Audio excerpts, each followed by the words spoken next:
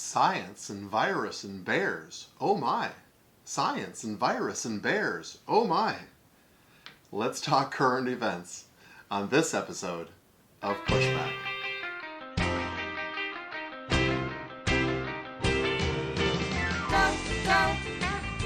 Go, Jonny, go, go. Go, Jonny, go, go. Go, Jonny, go, go. If you're concerned about the direction our culture is heading, then maybe it's time to push back. Greetings, everyone. This is Dr. Jonny, and today I get to wear my medical hat. For those who didn't catch that earlier in my podcast, I'm a medical physician and I have been family practice trained and working in the emergency department really for over 20 years. And I want to offer you my perspective on something that has been dominating the headlines lately, and that is, of course, the coronavirus. It has been invasive in the headlines, even as we talk around the water cooler, our day-to-day life, and even the decisions that we make socially and as a culture. I'd like to offer you my perspective today on this podcast in regards to the coronavirus, and perhaps even culturally what I feel might be even more dangerous than the virus itself. I'm going to get my information today for this podcast from the CDC and the World Health Organization because it's important that we get accurate, up-to-date information when talking about something so emotionally charged as the coronavirus. So let me just give you a little bit of a background. I am going to give you some statistics, so try not to get too bored here at the beginning, but I think it's important that we lay a perspective on what is happening in our culture today. Actually, today, at the recording of this podcast, the World Health Organization declared the coronavirus a pandemic. Let me just define that for you. An epidemic usually is an outbreak that occurs over one or several communities. A pandemic implies that it is worldwide. Pandemic can also imply that it's uncontained or uncontrolled, and the World Health Organization was actually a little reluctant to call it a pandemic because of what they're seeing more lately is actually what they call a flattening of the curve, where the incidences and outbreaks are actually starting to show some decline, especially where it broke out in China. And so that is actually an encouraging sign that there is starting to be some containment and control to the virus. Let me just offer you a historical perspective, just even in the last 20 years, of outbreaks that have occurred, so as to explain to you that this is not a new occurrence. In 2001, there was an anthrax outbreak. 2002, West Nile. These are things that have occurred just in my practice over the last 20 years that we've been given alerts and to focus our attention on. 2002 was also the SARS outbreak, SARS, and interestingly enough, that was a coronavirus. 2004, H3N2 influenza. 2009 was the H1N1, also a type of influenza that was also considered pandemic. 2014, there was the MERS outbreak, MERS, and interestingly, also a coronavirus.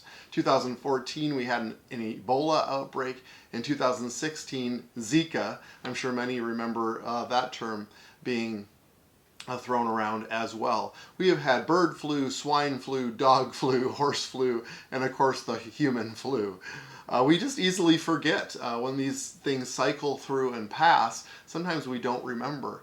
But this is just another outbreak in a series of viral outbreaks and pandemics that do happen in human society. Let me give you an update on coronavirus. At the time of this recording, there have been 118,000 cases and 4,300 deaths.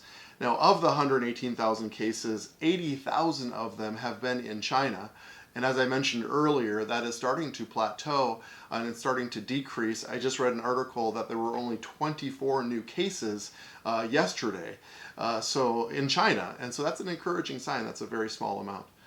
We are in the state of Minnesota, and it always seems like we're very isolated here in Minnesota.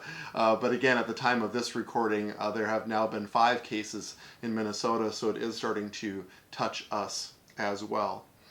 What I want to do, though, however, is give you perspective of the coronavirus versus what's been happening every single year in regards to influenza. Again, I'm an emergency room physician. I was on call 2 nights ago. I saw 5 cases of influenza, and I have been seeing that fairly regularly. So compared to the 118,000 cases of coronavirus, there are 45 million cases of influenza this year. That's 45 million with an M. 450,000 hospitalizations and a staggering 46,000 deaths due to influenza that we see cycle through every single year. Last year, there were 35 million just Americans that were diagnosed with influenza. That's 1 out of every 10 American citizens contracted influenza.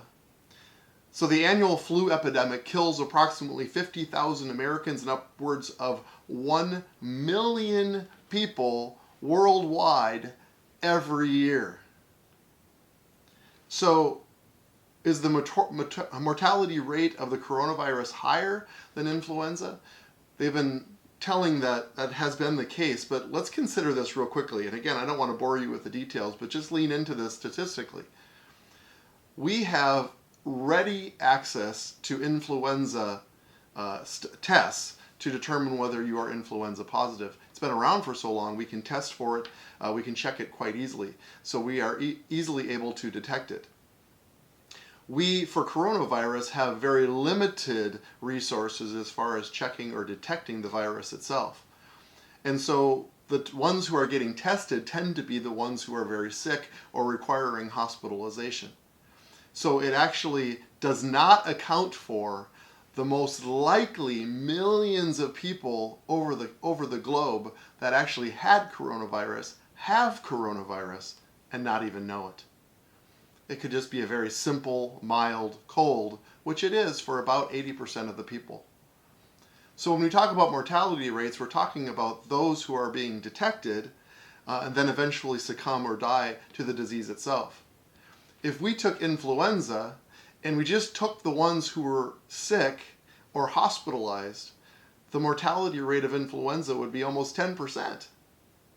So when we're talking about the 3 to 4% mortality rate of influenza, trying to compare it to the overall rate the 3 to 4% of coronavirus compared to the overall rate of influenza, which is just 2 to 3%, it seems like the coronavirus is more aggressive, but it most likely isn't. And we have to understand that that the vast majority, even up to 80 to 90% of those who have had the coronavirus, has been tested for it and eventually succumbed or died from it, is in the country of China. And the country of China has less than ideal sanitation conditions. And so we have to keep that in perspective as well. But what I want to transition off of all the data and hard facts is that this might be less about sanitation and more about sanity. See, if we are to react to the flu epidemic the same way we are reacting to the coronavirus, then during the 6 months of the flu season from October through March of every year, we would all just stay home. No one would go to work, to school, to church, to any type of public event. But see, we aren't afraid or hysterical about the flu, even though what I've just proven to you is the flu is probably more serious and more prevalent every single year. In fact, if you have symptoms of a cough or cold, it's most likely you have the flu, not coronavirus. It's much more prevalent. So what is the cause of the hysteria or the fear connected with this particular strain of virus? And the answer is we fear the new and the unknown. See, I believe that this has become a fear pandemic, and it's fear that has fueled the hysteria. So let me quote the Bible. Anytime we talk about fear or hysteria, it's probably good to go to the Word of God and see what it says. It says in 2 Timothy 1:7, "For God has not given us a spirit of fear, but of power and of love and of a sound mind." See, if that's true, then we have to realize that the spirit of fear isn't coming from God. It's coming from a different place. Just quoting a really good article from Worth Media, just released March 2nd, 2020. Let me just read this to you. It says, "The vast number of people around the world who have been caught up in the mass hysteria, although stress is highly contagious and contributes to increased morbidity and mortality, including during fear pandemics. The excess deaths caused by the panic are not tracked by the CDC or the World Health Organization, nor are the potential deaths resulting from the disruptions caused by the extraordinary measures taken by people and governments around the world. Thus, it is impossible to ascertain the net difference of lives saved or lost by these extraordinary measures precipitated by the global panic." So if 2 Timothy 1:7 is true, "For God has not given us a spirit of fear, but of power and of love and of a sound mind," then fear, by definition, gives us powerlessness, self-focus, and clouded judgment. We are powerless. We focus on ourselves, and we don't think clearly. That's what fear does to us and to our culture when we allow fear to actually mitigate and to actually be the filter through which our decision processes take place. See, the opposite of faith isn't doubt. The opposite of faith is fear. And I've heard it taught that faith is the currency of heaven. It's the means or the commerce by which heaven exchanges with us here on this earth. So you probably know where I'm heading with this. Fear is the currency of hell. It's the commerce or the interchange or the access that's gained through the enemy into our lives when he speaks things that are out of proportion or precipitates fear and not sound thinking. So what happens when we have a fear pandemic? Well, there are practical things that happen, such as shortages. We've all seen pictures of bare shelves. But what about just simply supplies, or let's use masks as an example? The World Health Organization and the public health officials have actually not recommended that people wear masks. Not super effective, and most people don't know how to wear them. But the ones who do know how to wear them are the health professionals that are taking care of these people who are critically ill. And if there are shortages, we actually put people in danger, the ones who are actually involved in caring for others. If our medical professionals become ill, guess what? There's actually a shortage of human resource. My wife and I just saw, I believe on Facebook, a bare shelf of ice cream. Now I can kind of respect that. The toilet paper I don't quite understand. Hand sanitizer, maybe that makes a little bit of sense. But stocking up on ice cream, I got to admit, that makes a lot of sense. It's interesting, during fear pandemics, there's actually been a lot of research about how racism comes to the floor. See, coronavirus, my friends, is started by animals. Almost all coronavirus is animal related. And this strain of virus was most likely from bats in China. But you go on the internet and you will see a lot of wild stories and misconceptions about where this would begin. Hey, this isn't new. I just read a story that when the Black Death, the bubonic plague, first came to Europe, there were rumors in Switzerland that a Jewish guy had some secret recipe for a poison, and he was putting it in the drinking wells. It actually caused a series of attacks on Jewish communities. Racism actually increased. How many stories, if we're honest, have we read about some kind of sinister Chinese plan to take over the world by wiping out the population through this virus? My friends, it's from bats. We see this every couple years. The big long list I gave you. These are transmitted usually by animals and able to be propagated in a human host. I mentioned that this is science and virus and bears. What about the bears? Well, the stock market is actually an emotional gauge. The stock market has decreased.